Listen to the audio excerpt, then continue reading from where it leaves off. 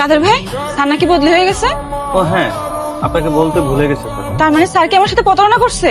Sir তো আপনাকে বিয়ে করতে চাইছে, কিন্তু এর মধ্যে স্যারের বদলি হয়ে গেল। কি করে আপনাকে বিয়েটা করে বলুন? আপনি এই প্রতারণাটা আমার সাথে কেন করলেন? টাকা না প্রমোশন? আপনার কি লজ্জা করে না? একটা মেয়েকে বিয়ের লোভ দেখিয়ে তার সাজানো সংসার ভেঙে আপনার কি একবারও বুকাবে নাই? নিজের চেহারাটা একবার আয়না দেখছেন? এই যে আপনি আমাকে এত বড় বড় লেকচার দিলেন, আপনি কি করছেন? আপনার স্বামীর সাথে আপনি কি করছেন? যে মানুষটা রক্ত মাংস পানি করে আপনাকে পড়ালেখা করাইছে, একজন বড় অফিসারের বিয়ের প্রস্তাবে আপনি তাকে ভুলে গেলেন। আপনার মতো লোভী মেয়েদের এর চেয়ে খারাপ পরিণতি হওয়া উচিত। কইরে জসিম, তোরে কতক্ষণ ধরে কইতাছি রেঞ্জার ডালিটা দিতে। রেঞ্জার ডালি তো তোমার সামনেই রয়েছে, তাই দেখো। তুমি একটা কাজ করো, তুমি বাইকতে যাও, আমি গ্যারেজ দেখতেছি। যাও। বাড়িতে যাইতে আমার ভালো লাগে না রে। বাড়িতে গেলেই খালি রেনুর কথা মনে পড়ে, সেদিকেই তাকাই, আর দিকে শুধু রেনুর স্মৃতি আর স্মৃতি। রাজু, রেনু, তুমি এখানে? আমি চলে যাইতেছি, আর যাওয়ার আগে শেষবারের মতো তোমার দেখতে আইছি। কই চলে যাইতেছো তুমি? দু চোখ যেদিকে যায় চলে যাবো।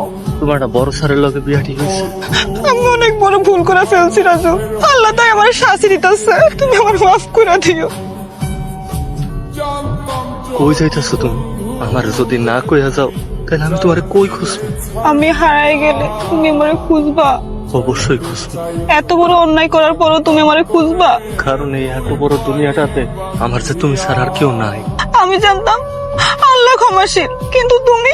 আমি এত কিছু জানি না, এত কিছু বুঝি না, খালি এটা জানি এই দুনিয়াতে আমার আপনজন বলতে শুধু তুমি।